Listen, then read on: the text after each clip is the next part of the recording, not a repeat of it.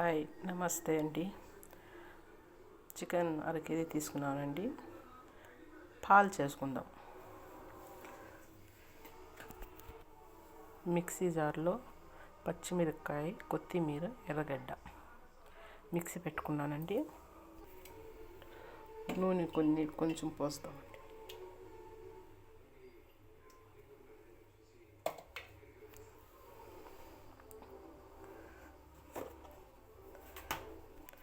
తెల్లగడ్డ, అల్లం పేస్ట్ అండి.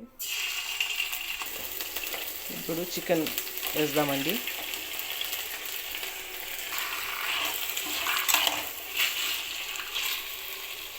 ఉప్పు తగినంత,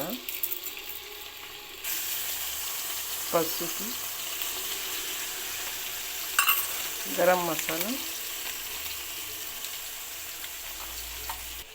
కొత్తిమీర, పచ్చిమిరపకాయ, తెల్లగడ్డ పేస్ట్ వేసుకుందామండి. కొంచెం నీళ్ళు పోసి కొంచెం దగ్గరకు వచ్చే వరకు పెట్టాలండి చికెను.